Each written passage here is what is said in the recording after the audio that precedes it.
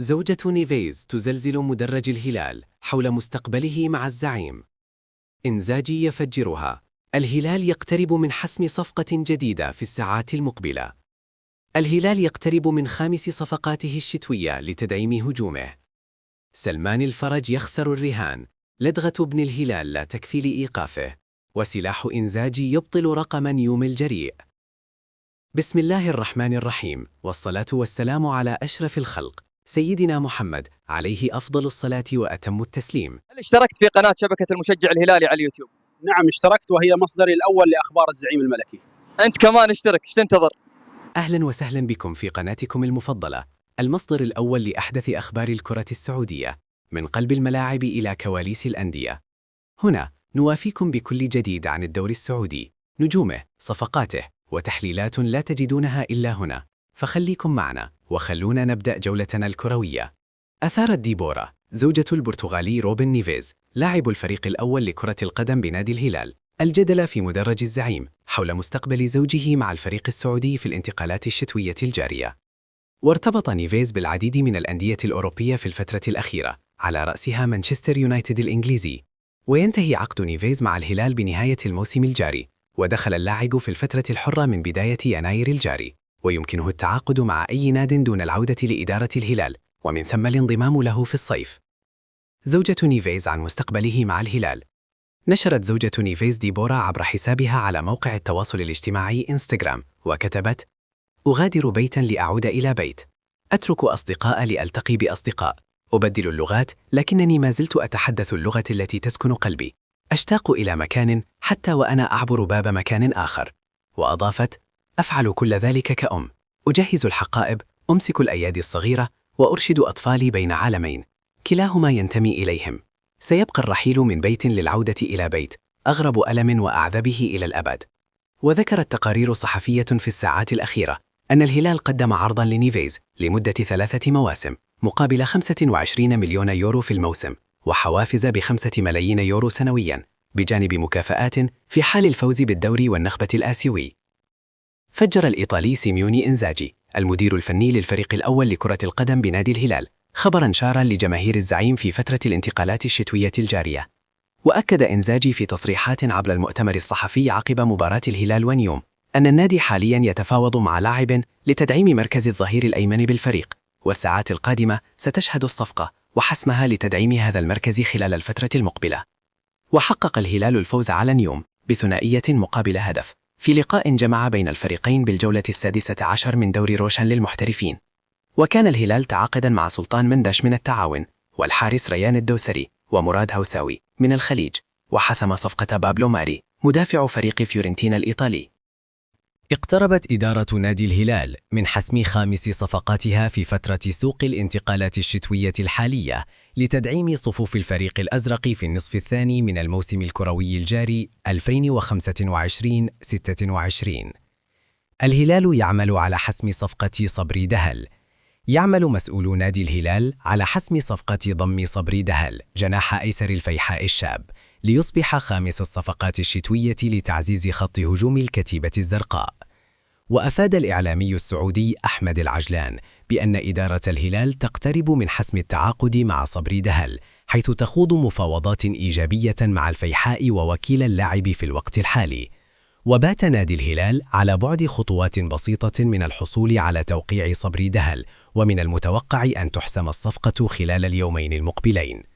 ويعد صبري دهل 17 عاماً من العناصر الهجومية الواعدة في صفوف فريق الفيحاء تحت 21 عاماً، ويجيد اللعب بمركز الجناح الأيسر. وظهر صبري دهل في 6 مباريات مع فريق الفيحاء الأول لكرة القدم بمسابقة الدوري السعودي خلال الموسم الجاري، وصنع هدفاً واحداً. الهلال يقلب الطاولة على نيوم في تبوك. الهلال على ما يرام، وإن تراجع أو تباطأ أداؤه في بعض الأحيان، وها هو يقلب الطاولة على نيوم ليواصل مسيرته بلا هزيمة في سباق دوري روشن السعودي بعد الفوز بنتيجة 2-1 في مباراة الجولة 16 التي أقيمت على ملعب مدينة الملك خالد الرياضية في تبوك.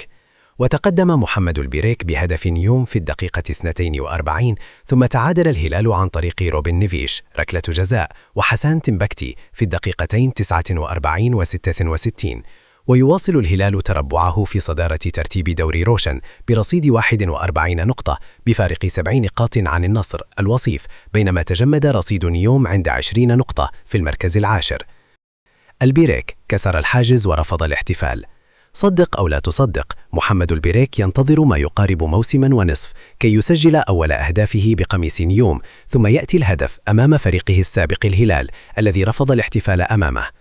البيريك لم ينجح في زيارة الشباك منذ 785 يوما، حينما سجل هدفا للهلال في مرمى الحزم خلال موسم 2023-2024.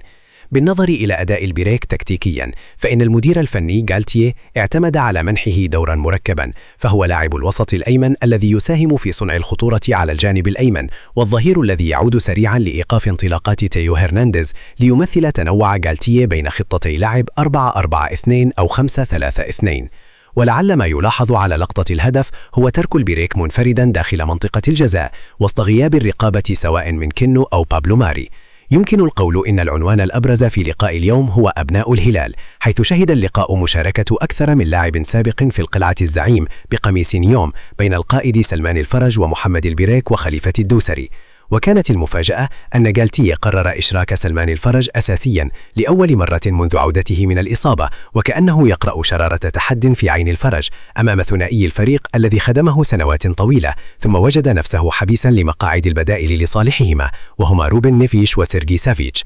ومع تطبيق خطة 4-4-2 لم يكتفي سلمان الفرج بأدواره الدفاعية فقط، بل إنه كان يتواجد كثيرا في منطقة الهلال وسط صراع ثنائي مع محمد كينو، وأيضا صنع ثلاثيات مع البيريك وسيمون بوبري.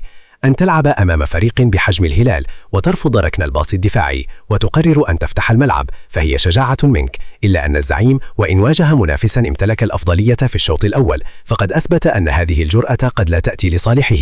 في مباراة بعنوان الكرات الطويلة التي اعتمد عليها الفريقان في أول 45 دقيقة، كان الهلال يكتفي بالمهارات الفردية أمام نيوم الذي تمتع بالانضباط الدفاعي وكونه أكثر خطورة على مرمى الحارس محمد الربيعي. أما مع دخول الشوط الثاني فإن نيوم ثمن جرأته وتقدم الدفاعات، الأمر الذي تعامل معه سيموني إنزاغي بسلاح التمريرات الطويلة التي كادت تمنح للفريق أكثر من انفراد، منها ما تسبب به فارس عبيدي من ركلة جزاء للزعيم. ومثلما جاء هدف نيوم بغياب الرقابة، جاء التعادل مع الهلال أيضا عندما لعب حسن تنبكتي بذكاء كبير بانطلاق من الخلف للأمام أثناء تنفيذ ركلة ركنية ليباغت الجميع بالكرة في الشباك.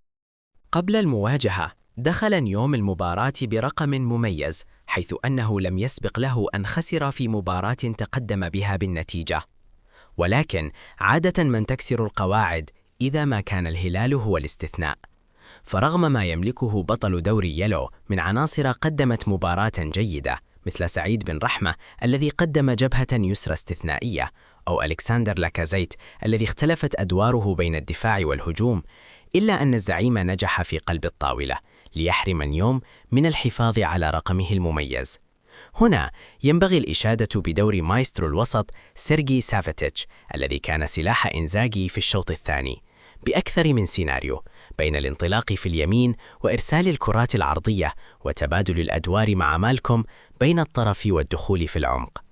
سافيتش ساهم في جبهة يمنى قوية مع مالكوم، بل وكاد أن يتقدم مبكرا للهلال في الدقيقة 23 عندما استغل كرة طويلة من نيفيش ثم تمريرة حمد اليامي ليسدد كرة قوية أحدثت دويا في العارضة.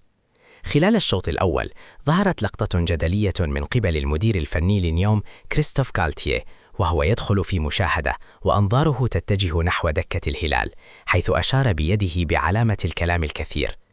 ولعل ما أنقذ المدرب من نيل بطاقة هو طبيعة خافير البيرولا الأوروبية التي تجعله يزدر تلك الصرافات بأنه مجرد تحد بين الطرفين أو عدم انتباهه لتلك اللقطة. ورغم ذلك إلا أن غالتيه ظهر في لقطة أخرى وهو يعترض على قرارات الحكم، خاصة بعد لقطة طالب فيها لاعب نيوم بركلة جزاء بعد إعاقة سلمان الفرج داخل المنطقة قبل نهاية الوقت الأصلي بدقائق.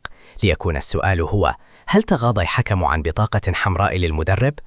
يمكن القول إن نيوم استحق التحية على جرأته في مواجهة الهلال، وإن كان أكثر حاجة لإغلاق المساحات الخلفية بعد التقدم في النتيجة.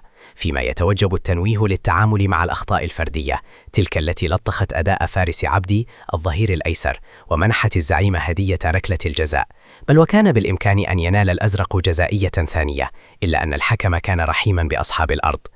إذا أعجبكم المحتوى لا تنسوا دعمنا بلايك والاشتراك في القناة وتفعيل جرس التنبيهات علشان توصلكم كل الأخبار أول بأول. كرتنا السعودية تستحق المتابعة، وإحنا هنا عشان ننقل لكم كل التفاصيل لحظة بلحظة. كان معكم المشجع الهلالي، نراكم في فيديو قادم. دمتم بخير والسلام عليكم ورحمة الله وبركاته.